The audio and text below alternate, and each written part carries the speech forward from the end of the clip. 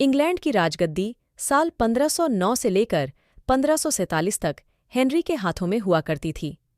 राजा Henry की कई पत्नियां और एलिजाबेथ और मैरी नामक दो बेटियां थीं। इनमें से मैरी राजा की पहली पत्नी की बेटी थी। राजा हेनरी को मैरी ज्यादा पसंद नहीं थी, इसलिए वो उसके साथ बुरा व्यवहार करते थे। मैरी महल के नौकरों के साथ महल का काम करती थी।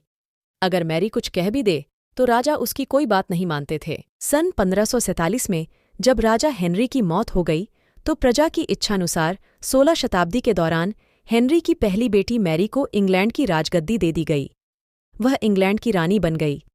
उस समय इंग्लैंड के हालात बहुत अच्छे नहीं थे। इंग्लैंड कैथोलिक और प्रोटेस्टेंट इन दो धर्मों के बीच में बंट गया था। उस समय दोनों धर्मों के लोगों के बीच जंग छिड़ी हुई थी। रानी मैरी चाहती थीं कि पूरे इंग्लैंड में सिर्फ एक ही धर्म हो, लेकिन लोगों ने उसकी यह बात मानने से साफ इनकार कर दिया था। इससे नाराज होकर रानी ने उनकी बात न मनाने वालों को मौत की सजा दे दी थी। वह ऐसे लोगों को जिंदा भी जला देती थीं। रानी मैरी की इस क्रूरता की वजह से इंग्लैंड के लोग उससे नफरत करने लगे।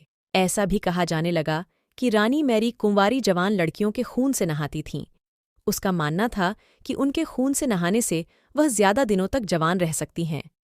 कुछ सालों बाद रानी मैरी ने शादी कर ली और कुछ समय बाद इंग्लैंड में एक खबर आई कि रानी मैरी गर्भवती हैं और जल्द ही उनके राज्य को उनका नया राजा भी मिल जाएगा। इस बात से हर सभी खुश हुए, लेकिन उस समय रानी मैरी के साथ बहुत ही अजीब घटना हुई। उनके गर्भ से किसी भी बच्चे का जन्म नहीं हुआ, बल्कि कुछ ही महीनों के बाद रानी मैरी का पेट फिर से सामान्य हो गया। वहां के ओझा लोगों ने अपनी तंत्र विद्या से बताया कि रानी मैरी के गर्भ में कोई बच्चा नहीं, बल्कि एक भूत आकर निवास करता है। कुछ समय बाद फिर रानी मैरी के गर्भ में वही भूत आकार रहने लगा और वह फिर से गर्भवती हो गईं।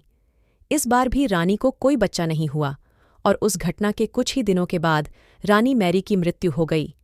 इसके बाद मैरी की छोटी बहन एलिजाबेथ को इंग्लैंड की राजगद्दी पर बैठाया गया और एलिजाबेथ इंग्लैंड की नई रानी बन गईं।